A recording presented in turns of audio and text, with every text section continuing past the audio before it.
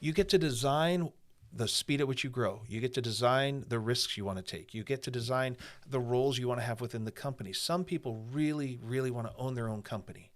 But when they get there, they're like, I don't like this. I don't want to be in that position. And we do some leadership changes. It can be really healthy, but you've got to, the more you can know about who you are and how you create value. And this is what it comes down to. I think about it this way. Can you articulate how you create value? What are the mechanisms through which you do work that really benefit other people? And there are certain roles, certain routes, certain ways of being in the world that are just never going to fit.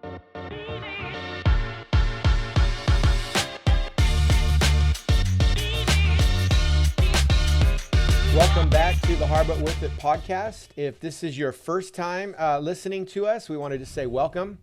And whether you're a repeat or first time, we want to ask you to like and to share this YouTube video to the world so that we become popular and help people achieve their dreams and become successful in all that they're doing. But Kirk, we're talking about our framework. Yep. The ICON framework, which is a work today of 15 years of some of your hard work of working through as a coach and also a student, a learner. And as a result, we have 3 questions that we really jump into with clients and we guide them through in a journey because we believe working through these questions leads to the best answers and often leads to the real answer soonest. If we can learn how to ask these questions rather than coming in and answering questions, maybe the how question. Yeah, just getting straight to solutions. Solutions, yeah, which often isn't really the right answer to the problem. So we like to take how off the table and start with these 3 questions. So the first question is if we drew a map out on the table, some of you may have seen our videos where we do draw the maps out, but it's where are you? It's locating reality. We first need to know where we are. And there's a difference between where we are and where we think we should be. So we have this whole conversation of trying to center in, where am I? Because it doesn't matter where you may think you want to go or where you want to go. If you don't know where you are, that's not helpful. That's right. Because you need to know where you're at. And from there, we move to the second question, which is, where are you going? And we say in the human experience, that question is usually, what do I want? In the lived out experience, what do I want? And then we say that's perhaps the second hardest question. Yep. But it's because this idea, we live in it, but it's this idea of what do I ultimately want? No, what do we want next? Yep. Usually is a good way to get there. But even that can have a should. What should I want? Totally. Versus what do I really want? Yep. And then the third question, which is what we're going to unpack today and over the next few episodes, is around what are you all about? And so we're going to jump into that today. But the what are you all about is basically the vehicle. And we would say you are the vehicle. So once you know where you are and where you're headed, there's actually a route that will appear. And usually there's multiple routes that can be taken. And then the best route is usually determined by the vehicle. Yeah. And so let's touch on that, bring us into the initial concept and then we'll play a back and forth on that. But the what are you all about question, pull us into that. Yeah. world. So when I remember driving down the road one day and listening to I think it was one of my professors talking right in my ear. And one of the pieces he'd put out there, and he made this comment about how in the modern economy, it's increasingly true that you are actually the product. And when I first heard that, it felt offensive. Like, I'm not a product. You can't sell me. You can't sell me. I'm not for sale. That's right. But as I've gone through time and I've let that idea sort of marinate in it, like it wasn't long for I'm like, wait a minute, listen to what he's saying. You are the product. You're the product. And I think it's right. I think there's a way that we can hold that idea that increasingly in the modern economy, the way value is being created, the way we are getting things to market is increasingly about delivering yourself to the market and then doing that for the good of all, for the benefit of others. Well, with that in mind, all of a sudden this question, who are you and what are you about, becomes way more, it has more implications than it may have had. It certainly applies to work and the way that we create value, which is a major component of not only our life, but what what brings meaning and purpose? And so suddenly it takes a question that may have been held for relationships or maybe our spirituality or some of these other arenas of our life, and it just centers it into this becomes an economic question. And so what are you all about is now an appropriate, it's a necessary, and I think it's actually a vital question to ask as a person trying to engage in business. Yeah. What's interesting in what you're saying there initially is it's something more than just the product you might be selling. Like there are more facets. I'm thinking right now of like packaging. And so there may be 10 items on the market that are the same product. But then the manufacturer has positioned that product more than just the product, but packaging can be a thing that actually adds value to a particular demographic or a typical or a type of customer, I guess, that you're thinking about. Are we saying in a way that we may be as humans a part of the packaging of the product? That yes, we show up integrated in a way like, yes, we have a product. I have an investment product, or I have a widget that I'm selling, or I have a food item on my, but more than the product, there's a package and I'm a part of that. I'm integrated into that. Is that kind of a way to look at that? I would actually say it a little different than that. Okay. If you go back in time, most humans used to either create, tend, or fix machines. The machine itself, the factory, so to speak, was the mechanism through which products were being created. And who you are as the tender of a machine didn't really matter, right? I like to say that, you could go to work, you could work in a factory all day long, you come home at night, you could drink yourself into oblivion, beat the tar out of your spouse, show up to work the next day, and it was okay. You could still do your job. You could still make an income. You could buy a house and things like that. This idea of who you are wasn't really part of the equation in the way it is today. Sure. Right? Today, who you are matters increasingly so. So it's not for everybody. Not everybody working today has this direct connection to this idea that we're talking. It's just that it's more and more true. So think about a marketer.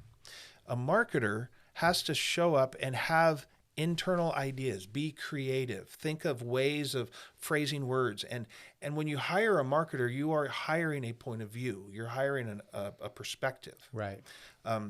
Now, that person's being is showing up in the work.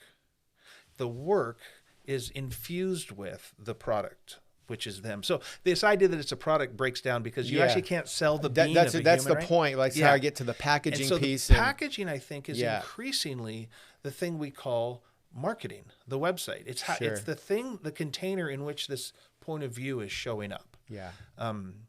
Another way I think about this is there's a bunch of roles that we all fill. Well, you're a coach, I'm a coach. We are coaching within the same framework. And yet, when people sit down with us, they have meaningfully different experiences. Right. We have different voices, so to speak. And so this role, coach, is something that we wear. Like you can be a CPA, and not every CPA is the same, although they all do CPA stuff. There's all these roles that we fill in the economic world. They're kind of like a suit that you wear. And who you are is going to wear that suit. So if I showed up as a CPA, or if you showed up as a CPA, you'd be, again, noticeably different, even though we'd be wearing the same suit. And I think suits, I use this idea of a man's suit because we know that if you go buy a suit off the rack, it's going to need some tailoring. And you can actually make a fairly inexpensive suit look great with a good tailor. In the same way that you can take a role, we want these job descriptions, right? Yeah. We want to put those things on and have it define us. That's backwards. You define it, and you have to tailor it to you because increasingly so, right, who you are and how you're showing up, that connection point is what is going to be the thing that makes the value of you as a coach or the value of you as a CPA stand out and show differentiation. And it's a necessary component. So in the packaging metaphor, I would say the role might be the packaging, because when I'm going down the aisle looking for the coach aisle, and I'm going to hire a coach, you want to get in the right spot. And there's a bunch of coaches out there, and I like lots of them. Some of my good friends are coaches. but I know that I'm not actually competing with them because our voices are different, right? So that's how I would think that makes about sense. that. Yeah, I think too, there's this potential, and maybe as we're discovering who we are, I don't think we're born with a full self-awareness. I think life becomes a discovery, probably till our dying day, hopefully, I hope so. till our dying day of learning more and more who we are. Yeah. But with that comes the tension then that I may not fully understand who I am, and therefore the attempt is to put on who others are onto me. It's that illustration of, well, the suit is wearing me rather than me wearing the suit. And the more I can get tailor-made into it, I feel connected to this suit rather than if I try to put on your suit. Yeah, we're about the same size. It might fit, but it looks better on you than on me because I'm putting something out there that I think should be what I want or who I should be versus what I really am. And there's probably some tension there. In the suit metaphor, I often will use the example because I'm 6'3", 250 pounds, right? So I'm not small, which means I should never buy a suit at H&M. That's right. There's just no way that's ever going to be a good idea. No matter how much tailoring you do, it's going to end badly, right? And I think sometimes, especially early in our life, when we're trying to figure this thing out, we're like, well, H&M suits are cool, so I'm going to go buy me an H&M suit. And you walk around in this tight-fitting, awkward, you just look weird in it. And often those are the jobs we either quit or get fired from. It's like, and we hear the words, this just isn't a good fit, right? And it's not that it doesn't fit and we could fix it. It's that this isn't a good look on you. Right. And so then we got to go to the right store. And we got to figure out what kind of suit we like. Now, when I go buy a suit, I have a favorite brand. I know their material. I know this brand really well. It's the suits I wear when I wear a suit, but I still have to get it tailored. And it's actually part of the service they provide because they know that too. They're not offended. Right. So back to the metaphor of vehicle. You are the vehicle. Right. So but this is all connected. So let's make the connection. So we become the vehicle. In moving from where we are to where we want to be. And if that involves a product or something tangible that we're presenting maybe in our businesses, we also are connected to that. And sometimes what can happen, like in a classic sales position, is we can present the product as the most forward thing that we never deal with acknowledging we're a contributing factor to that product. How we show up in that matters, especially more and more today where most big box products are the same. They may even be manufactured in the same warehouse, just packaged differently.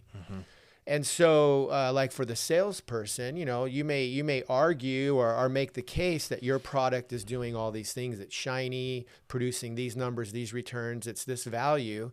But you and along with the other dozen people trying to get into the office are selling the same rhetoric. It's all the same thing. So what sets you apart? Maybe there's an advantage, a unique advantage that we can have if we learn to face who we are, add that to the product. Now we have a combination that might get us in the door and win us an advantage in that relationship. Yeah, because it is a relationship. And then who you are in that relationship is going to matter. So absolutely, there's all kinds of physical things, physical products that are being sold that really are commodities. They're all good. It's great. Right. But how those products sit inside of a store, how those products sit inside of an experience, how a business is designed to distribute those products, that has a human element to it. And you can feel the human in it. You can feel when it's not going well. You can feel when it is. You can sense a company that actually cares, and it cares because that's in the DNA of the people. And I often think of this as the social infrastructure of a company. There's all kinds of infrastructures that work inside of a company, but the social infrastructure is how teams get formed. You want this person showing up in the right suit, in the right way. We say we want them to show up as the best version of themselves. And then we have another person who's doing the same thing. And what that creates is the space between people. And that space needs an infrastructure. It's the way communication works back and forth. It's the way ideas are shared. And when you get multiple people operating as the best version of themselves so far, what you get is a rich, deep, and it's an intangible, but it's a social infrastructure. And often what we do is we just say that's trust. How much trust and connection can we make? Because what we know is creativity, complexity, innovation, it thrives inside of trust. And trust requires vulnerability. Right. And you're being vulnerable with yourself. So think about it this way. You're around a table. You're having a meeting with the directors of a business, right? And two of you get along really well, and these two get along really well, but there's conflict between some, and one of them is just an outcast. Nobody likes him at all. And right, so you got this dynamic. Well, that's your social infrastructure. Now, you start to share ideas. You've got a problem, we need a solution. We've got a new market we want to enter, we need a way of doing that. And we start to have a dialogue. And there's just not a lot of trust in the room. In that space, people are going to find it very difficult to share themselves into the room, to share their best ideas, to share their ideas that might be a little bit wacky, but if combined with your wacky idea, we could actually probably build something that might be amazing. That room's not going to foster that kind of conversation. But when we actually have each other's backs, we know who we are, we understand how you create value and how I create value. When vulnerability has been accomplished that's appropriate to the context, ideas start flowing. You have these kind of conversations that are kind of messy and conflicts might emerge, but you can resolve them and find value there. And all of a sudden you get a solution out of that kind of room that's completely different and better. And we know that. That's social infrastructure, and social infrastructure produces better outcomes, but it requires the human to show up really well in their voice. And I just think that's what I mean by you are the product. Right. Now, if we take the product language away from it, I would push it far enough to say the means of production, which is an economic term for how is value being created? What are the mechanisms that are required in order to create value? And we know that in the past, it was capital and factories and equipment, things like that. You had to have, raw materials, right? You get that stuff put together, you get to win. And in today's world, it's different. It is increasingly about the people that you have, the who that shows up into a room, and then the how they're showing up matters tremendously in the creation of value. So I would say if you want to expand or sort of tighten up maybe the language around you or the product, I'd say you are the means of production. And again, it's not true for everybody, but it is increasingly true. Yeah. And so there's a leadership side that you were just speaking to that says when we as leaders, influencers, can create environments for those that we run with, we lead, collaborate with, that is safe enough, then we're going to get the best version of who everyone is individually in that room. And when we have everyone showing up who they really are rather than hiding for whatever reason, we get the best outcome. But move that to the individual doing this work. Okay. One of the things we talk about is ultimately when we recognize I'm in Northern California and I want now to go to New York, I now have a myriad of options that are going to take me from west to east. I have a lot of roads. In fact, many years ago, 5 or 6 years ago, we took our middle son to university from the West Coast to the East Coast, and we made 5 days of a road trip, and we had the decision to make. Are we going to take the northern route? Are we going to go kind of central through Colorado? Or are we going to go dip down? And so we picked the central route because it's more scenic for us. But there are different roads you take. And I imagine as an individual, some of those decisions are shaped when we realize who we are. And some roads might fall within our parameters of travel, and other roads may be like, not for me. So explain that. So I often will say to people when we're at this part in an engagement, I'll say, here's the thing. If we get it's like you're saying, if we know where we are and we know where we're going, and multiple routes emerge, it is important for us to know the vehicle we're traveling in, the you. How are you made? How do you tick? What is your personality like? Because if you're a Porsche and we send you down a Jeep trail, we've made a terrible mistake.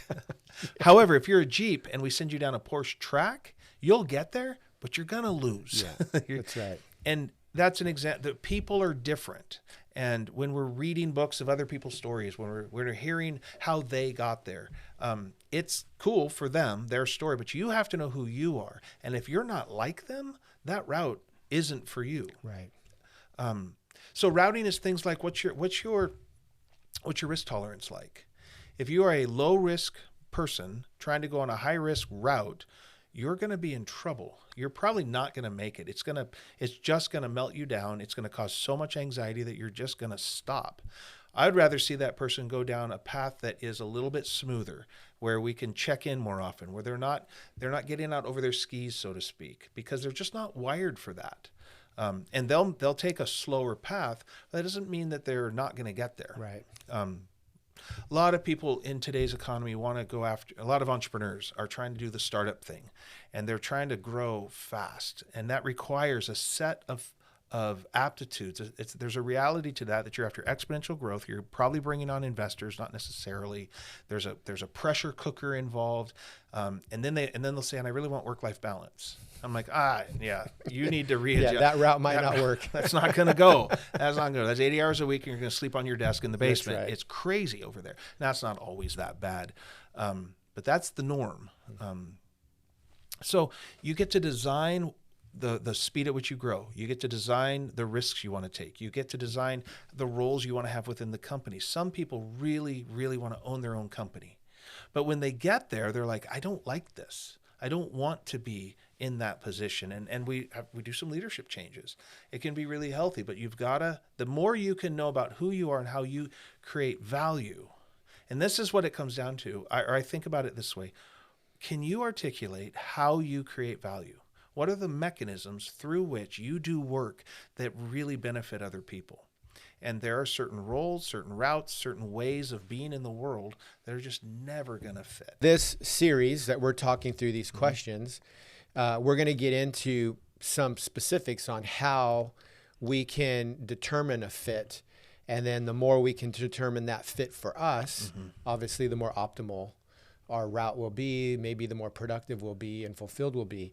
So today, the listener is recognizing that if they feel at a level of discomfort, maybe they've tried certain books or strategies that worked for others, but they don't work for them.